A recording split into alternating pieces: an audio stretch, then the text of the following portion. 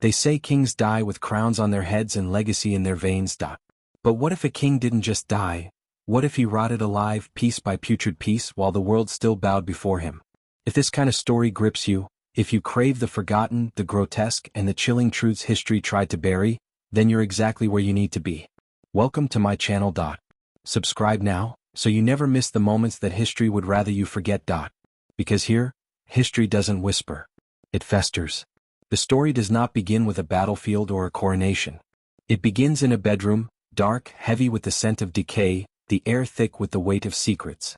A king lies still in a vast canopied bed, draped in silks that no longer hide the truth. His body is bloated, the skin stretched and glistening. His servants avoid looking at him directly. They move quietly, their footsteps hushed, their faces pale. Outside, the people still call him Majesty. Inside they call him something else, though only in whispers, the rotting king. This is not fiction. This is not folklore. This is the true story of a monarch whose body betrayed him while he still sat on the throne. A man of immense power, once praised for his virility and strength, now reduced to something monstrous, something unrecognizable. His flesh was failing him while his mind remained alert. He could issue orders, sign executions, and strike terror into courtiers with a single glance, all while his limbs swelled, blackened, and split. He was alive, and he was rotting. The cause of his condition was no great mystery to those close to him. Years of overindulgence had taken their toll. Rich foods, endless feasts, wine that flowed like water. His appetite was as legendary as his cruelty. He had grown massive, far beyond the limits of a man meant to move freely. Some said he weighed nearly 400 pounds. He had to be hoisted into bed with pulleys. His legs could no longer support his own body, and one in particular had become the epicenter of his suffering. A wound, old, deep, unhealed, festered for years. Some said it never closed. Others whispered that it leaked constantly, the stench making men gag. In the earliest days, the wound had been treated like any other royal affliction, with dignity, secrecy, and the finest physicians. But medicine in that age was more ritual than remedy. They lanced it. They cauterized it. They applied ointments made of herbs, wine, and even crushed pearls. Nothing worked. The leg remained swollen and hot, the skin stretched taut, turning colors it was never meant to be. Servants would find the bandages soaked through in the morning, sometimes with pus, sometimes with blood, sometimes with both. The king would howl in agony when touched, but refused to admit weakness. His chambers were kept warm, not for comfort but to mask the smell. He continued to rule. That's the part people forget. That even as his flesh began to betray him, he issued commands, drafted laws, and sentenced men to death. He received ambassadors who bowed before a throne that reeked of disease. He smiled at them, his teeth stained with rot, his breath sour with infection. Some said he could barely keep his eyes open during meetings. Others claimed he was sharper than ever, rage sharpening his senses, turning suspicion into strategy. But no one dared to speak of what they saw beneath the robes, beneath the jewels, beneath the illusion of kingship. What made his condition so disturbing was not simply the rot. It was that the rot lingered. It didn't consume him all at once like the plague or a sword on the battlefield. It advanced slowly, deliberately, as if determined to keep him alive for as long as possible. As if whatever force drove this infection wanted him to feel every moment of it. His body didn't collapse. It unraveled, piece by piece, inch by inch. There were days when the king would scream through the night, the sound echoing through the palace halls. There were nights when no one dared enter his chamber for fear of what they might find, or smell. And still, he ruled. There's a cruelty in that too. That a man could sit upon a throne while his body turned against him, and still hold the lives of others in his hands. That his suffering made him more dangerous, not less. Some said the pain made him paranoid. That he trusted no one. That he would wake from fevered dreams and demand the arrest of noblemen who had done nothing. That he accused his physicians of poisoning him. That he accused his own wife. Some were imprisoned. Others were executed. And always the wound pulsed beneath him like a second heart, hot, foul, unstoppable. By now the court had changed. Gone were the bright young things who once danced in his presence. They had been replaced by shadows, men and women who spoke in whispers, who bowed too deeply, who smiled too often. They lived in fear. Not of war or politics, but of the man rotting on the throne. Some refused to enter the king's chamber at all. Letters sent home by foreign envoys spoke of the smell. One described it as a fog of the dead. Another simply wrote, "He is no longer human." But the king still signed decrees. Still dictated terms. still executed rivals. His signature, though shaky, remained law. His voice, though hoarse, commanded obedience. And perhaps that was the most terrifying thing of all. That the kingdom still bowed. That the machine of monarchy still moved. That no matter how ruined the man had become, the myth endured. Because kings do not rot. Not in stories. Not in paintings. But in real life, they do. In public, the king remained a symbol. Cloaked in gold-threaded robes, draped in jewels, and seated on an ornate throne, he looked every bit the monarch that poets once praised and painters glorified. But that image was an illusion, one so fragile it could shatter with a single whiff of the truth. Behind the pomp and ritual, behind the towering walls of his castle, he was a man being devoured from the inside out. The infection in his leg worsened. No longer just a wound, it had become a cavern of rot, a festering abyss hidden beneath bandages that could no longer contain the stench. The skin around it turned purple, then black. Gangrene had set in. The leg was hot to the touch and pulsated with its own rhythm, as if something alive had made a home within it. At night, attendants heard him mutter through his teeth, prayers, curses, names of people long dead. Some believed the leg had become cursed. Others said it was divine punishment. But no one said it aloud. Speaking of the king's condition was treason. Smelling it was inevitable. His doctors were helpless. They suggested amputation, then quickly retracted it. Removing the leg might have killed him instantly. Keeping it, they feared, was simply killing him slowly. But the king refused all talk of weakness. He demanded that he still be treated like a god on earth. And so they fed him lies. They praised his strength. They told him he looked healthier by the day. He knew they were lying. He didn't care. As long as they lied well. Those closest to him, advisors, wives, body servants, became prisoners of proximity. The closer they were to the king, the more danger they were in. His mood shifted like storms. One moment, he wept with gratitude for a gesture of kindness. The next, he screamed accusations of betrayal. His paranoia fermented in the fevered dreams of his long nights. He heard plots and footsteps. He saw rebellion in sideways glances. One of his trusted aides was dragged away in chains because the king had dreamt that he poisoned the royal wine. The man was executed the next day. Dreams, it seemed, carried the weight of law. Meanwhile, the king's physical needs grew increasingly grotesque. He could no longer relieve himself without assistance. A special contraption was built beneath his throne, a cushioned toilet of carved oak, designed to keep his dignity while hiding his decay. Attendants trained in silence and obedience managed the process. They did not speak. They did not flinch. But they did not sleep well either. The rot spread. Not just through his body but through the palace itself. The stench permeated the tapestries. Candles burned day and night, not for light but for concealment. Perfumes were sprayed in clouds. Incense burned until the walls were stained with soot. But the human nose knows. Visitors left early. Foreign envoys shortened their stays.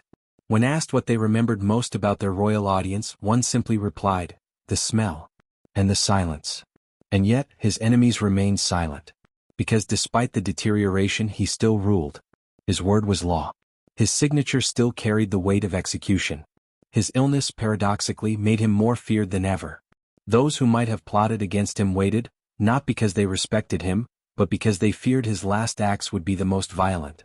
What does a dying tyrant care for restraint? He knew the end was near. That gave him license. In those final months, the executions grew more frequent. He beheaded a friend. He imprisoned a nephew. He turned his court into a graveyard. There were whispers that he enjoyed the death. That he took pleasure in watching those around him tremble. That the rot wasn't just in his leg, it was in his soul. That it had spread from the wound to his mind to the very structure of the realm. Servants began to say prayers before entering his room.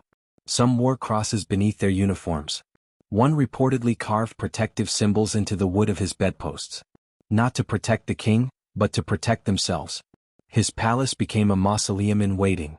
Curtains remained drawn. Mirrors were covered. Music ceased. There were no more feasts, no more balls, no more laughter. Even the jesters stopped performing. It was as if joy itself had been banished. The only sounds were whispers and weeping and the king's labored breathing echoing through the walls. Still he clung to life. As if through sheer force of will he refused to die. Doctors said he should have been dead months ago. Priests offered to read last rites, only to be thrown out of the chamber. He spat at their robes, cursed their faith, demanded they return when he summoned them, not before. He would not go quietly. He would not go gently. He would go only on his terms. But death, like rot, is patient. and it was waiting. Winter pressed hard against the stone walls of the palace, but inside the royal chambers, it was always warm, too warm. The fire burned day and night, not for comfort, but to keep the king's infected body from freezing and more importantly to keep the rot from spreading faster. But nothing could stop the smell. It had become unbearable. No amount of rosewater or burning herbs could cover the scent of a body collapsing inward. Those who entered his presence did so quickly and left with their heads bowed, fighting nausea. Some swore the king was already dead, and that the thing on the throne was only a puppet of flesh, propped up by fear and delusion. By this time his face was a pale gray. The flesh beneath his eyes hung like melting wax. His lips cracked and bled, his hands trembled and his eyes, once so full of fire, looked clouded, glassy. The fever came in waves now, scorching him from the inside, driving him to bouts of delirium that made even his closest attendants shudder. He called out to dead wives, to children he had disowned, to servants long executed. He wept openly for hours, then would fly into sudden rages, demanding the execution of imagined conspirators. The court didn't know which was more terrifying, his agony or his lucidity. And still, somehow he issued commands, signed documents, held council. His handwriting had become a violent sprawl of lines and ink, but no one questioned it. The officials around him kept the machine of monarchy running, pretending the king was still in control, pretending he was still king. But they all knew the truth. They were watching a corpse continue to reign. Outside the court, rumors spread like wildfire. The people spoke of the rot as a divine punishment. They whispered that he was being eaten alive for his sins. Some claimed he had made a pact with the devil and that his body was paying the price. Others said he was cursed, by a wife, by a priest, by the hundreds of souls he'd sentenced to death. One midwife, overhearing court gossip, told her village that the king's leg was so full of pus it had burst like an overripe fruit. Whether it was true or not didn't matter. The myth was forming. The people no longer saw a king. They saw a monster crumbling from the inside out. The medical accounts from this period are few, mostly destroyed or hidden. But fragments remain. Letters between doctors reveal attempts at drainage, surgeries without anesthesia, horrifying tools used to cut away the decaying flesh. None of it worked. The infection always returned. Worse, stronger, more aggressive. It was as if his body refused to heal. Or more chillingly, as if it couldn't heal. As if the rot was no longer biological but something else, something deeper. Some attendants began to dream of the king. Nightmares of him rising from his bed, swollen and dripping, walking the halls while everyone slept. One chambermaid refused to return to her post after seeing his exposed leg during a dressing. She collapsed, screamed that he was no longer human. Her body was found in the garden weeks later. She had thrown herself into the river. The royal court dismissed it as hysteria. But among the lower servants, stories spread quickly. They said the king was cursed, that he was transforming, that the rot was consuming not just his flesh but something eternal. And yet, no one acted. No one stopped him. Power clung to his broken form like a crown fused to bone. Even in his worst condition, no one dared speak of succession. His advisors feared being named traitors. His heirs kept their distance. His enemies waited, biting their tongues, hoping that soon, very soon, the rot would finish its work. The days grew longer. His breath more ragged. The infection spread from his leg to his lower abdomen. He could no longer sit upright for long periods. He screamed constantly. His bed was soaked in blood and fluid. His pillows had to be burned daily. His chamber reeked of decay. His flesh split open in places. Maggots were rumored to have appeared. Some say they were seen crawling across his sheets. Whether that is true or not, no one denied that death had already entered the room. Still the king resisted. Every time the priests came to perform last rites, he would shout and spit and send them away. He insisted he was not dying. He promised campaigns. He demanded celebrations. He dictated letters to foreign rulers, boasting of strength he no longer possessed. Those around him humored him, not because they believed but because they feared the consequences of honesty. This was a man who had ruled through fear for decades. Who had commanded armies, dissolved marriages, broken churches. A man who had executed close friends and blood relatives without blinking. And now he was powerless to stop the slow undoing of his own body. The paradox of his final weeks was unbearable. A king whose reach had once shaped nations, now reduced to flesh that betrayed him breath by breath, day by day. And yet it went on. There came a moment, sometime during the last days, when even the most loyal could no longer pretend. The king was dying. Not as a man of dignity, nor as a figure of reverence, but as something unrecognizable. He no longer resembled a human being. His body had ballooned with fluid. His skin split at the joints. His torso was blistered, oozing and inflamed. His mouth foamed. His eyes rolled back. He moaned when touched. His very presence terrified even those who had once called him a friend. The palace was locked in unnatural silence. The usual rhythms of royal life had stopped. No music. No messengers. No hunting horns. Just candlelight and whispers. Those who were tasked with staying by his side spoke only when necessary. They did not look directly at him. Some wept quietly. Others simply prayed. But all knew that something dark, something more than death, had taken root in that room. It wasn't just the smell anymore. It was the feeling. The temperature. The air in his chamber had grown thick, humid, oppressive. Like a tomb sealed too long. Those who entered found it difficult to breathe. Some felt faint. Many said they heard things. Distant whispers, soft scratching behind the walls, footsteps that didn't belong to any living man. A few claimed that when the king slept, if he ever truly slept, his mouth moved as if speaking to something unseen. Not in prayer, but in conversation. The final attendants were chosen carefully. Only the most discreet. Only the most loyal. Even they couldn't hide their horror. His screams echoed throughout the nights, so loud and persistent that some guests thought wild animals had breached the palace walls. One physician kept a journal. He described a moment when the king's abdomen had swelled so violently that his nightshirt split open. The wound beneath was green and yellow, bubbling with something no one could name. That doctor left the palace the next day. He never returned. Despite everything, the king still refused last rites. He shouted obscenities at the clergy. He declared that he would recover. That he would ride again. That he would lead an army, build a cathedral, live to 100. But his voice was raw, broken, nearly unintelligible. His body shook as he spoke. Blood stained his teeth. The rot had reached his internal organs. It was no longer just his leg. It was everywhere. The physicians stopped pretending. They now worked not to heal him but to mask the inevitable. They packed his wounds with herbs and cloth. They poured wine down his throat, hoping the alcohol would dull the agony. They cut and drained what they could. But it made no difference. The infection returned stronger each time, as if mocking their efforts.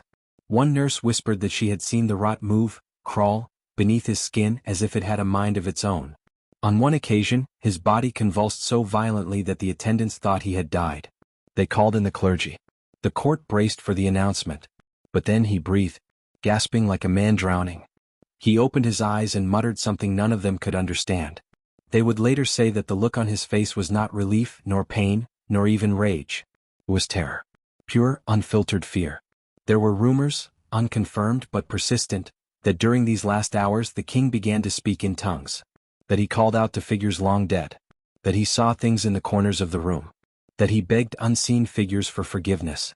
That he screamed that they were dragging him down. One chamberlain fainted after hearing a midnight cry from the king's room, "Get them off me!" followed by a crashing sound and silence. No one knew what to do. There was no precedent. Kings had died before. But none like this. None who decayed while alive. None whose death felt less like the closing of a chapter and more like the fulfillment of a curse. The very walls of the palace seemed to lean in. The torches flickered low. And beyond the windows, the wind howled like a chorus of the damned. Some began to believe the king could not die. That whatever punishment he was enduring was not meant to end. That he had become an eternal monument to his own cruelty. Those who feared God prayed. Those who feared nothing still kept their distance. Even his closest allies stopped entering his chamber alone. And then, after days of pain, terror, hallucination, and rot, it began to stop. His breathing slowed. His screaming ceased. His eyes fluttered shut. The room grew quiet. The kind of quiet that follows a storm so violent it leaves nothing standing. The courtiers waited. The doctors waited. The guards stood motionless outside the door. No bell rang. No priest was summoned. No one dared make the call. The body still twitched. The wounds still leaked. His mouth still moved, though no sound came out. And still, they waited. Because no one wanted to be the one to say it. That the king had finally rotted to death. In the end, there was no grand announcement. No final words etched in gold. No glorious farewell. Just silence, and the slow, quiet task of removing the body. The palace staff moved carefully with gloves, cloth, and averted eyes. They wrapped what was left of the king in heavy linen soaked in spices, but the smell still clung to everything. The death of a monarch should have been marked with ceremony, but in this case, it was marked with a sigh of relief. Those who prepared the body worked in darkness. The rot had bloated his form beyond recognition. Some said the skin had split during transport. Others whispered that the coffin had to be sealed with pitch to keep the fluids in. There were murmurs, soft, reluctant murmurs, that the body had burst open during the night. Whether true or not, no one argued. No one wanted to know. He was buried quickly. Not in silence but not in song either. His tomb, grand as it was, could not conceal the legacy of his final days. The rot lingered, in the walls, in the halls, in the memories of all who had seen him. Even those who had once adored him now walked with haunted eyes. The myth of the great king was over, replaced by a far more disturbing truth. And yet, people still bowed. They still knelt before his image in paintings. They spoke of him in awe, repeating the stories that made him legend. But they left out the screams, the smell, the madness. They left out the rot. Because history sanitizes. It polishes. It hides the truth beneath layers of gold and glory. We remember what others erase. We speak what others bury. We show you the horror beneath the crown.